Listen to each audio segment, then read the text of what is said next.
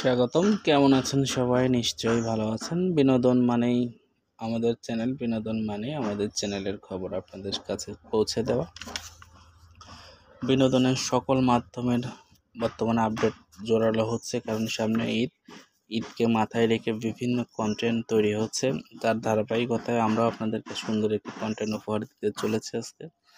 তো কথা হলো, অপূর্বর যে নাটকটা আপনারা দেখেছেন কিছুদিন আগে, সবচেয়ে বেশি ট্রেন্ডিংয়ে এবং ভিউয়ার্স দিক দিয়ে অনেক বেশি ভিউ হয়েছে, সেটা হলো আপনার অপূর্বর যে মন্দোয়ারি নাটকটা।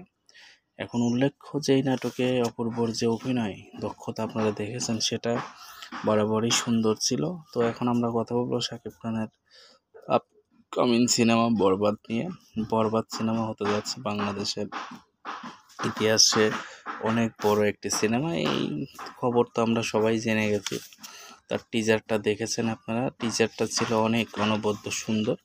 তো এখন কথা হলো যে বরবাদে আছে ইতিকা পাল, আছে যিশু সেনগুপ্ত, আরও বিভিন্ন সময়ের আলোচিত সেই আমাদের সবচেয়ে বড় মাপের যে ভিলেন মিশা সওদাগরও অভিনয় করেছে এই বরবাদ সিনেমাতে। এটা নিয়ে আসলে বেশি কিছু বলার মতো সুযোগ থাকছে না, কারণ এখনও পর্যন্ত পরিচালকের পক্ষ থেকে ভালো কিছু তথ্য দিলেই আমরা তখন আপনাদেরকে ভিডিওর মাধ্যমে সেটা জানিয়ে দিতে পারবো। তো এখন উল্লেখ্য যে শাকিব খান ছাড়াও আমরা যে গল্পটা এখন বলতে যাচ্ছি সেটা হলো নিশুর সে দাগি ছবিটার যে টিজার এবার ঈদুল ফিতরে মুক্তি পেতে যাচ্ছে। ঈদ দাগি সিনেমাটা তওয়া মির্জার সাথে এর আগে সুড়ঙ্গ নামে তার একটি ছবি রায়হান রাফির পরিচালনায় অভিনয় করেছে। ছবিটা অনেক দর্শক জনপ্রিয় ছিল এবং অনেক ব্যবসা সফল সিনেমা বলা চলে।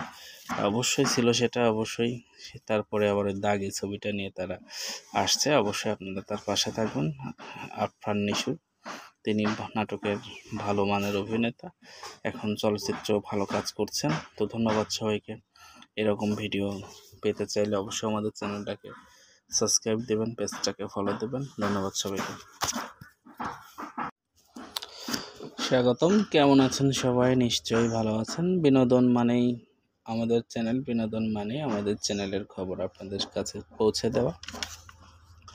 বিনোদনের সকল মাধ্যমের বর্তমানে আপডেট জোরালো হচ্ছে, কারণ সামনে ঈদকে মাথায় রেখে বিভিন্ন কন্টেন্ট তৈরি হচ্ছে। তার ধারাবাহিকতায় আমরাও আপনাদেরকে সুন্দর একটি কন্টেন্ট উপহার দিতে চলেছি আজকে। তো কথা হলো, অপূর্বর যে নাটকটা আপনারা দেখেছেন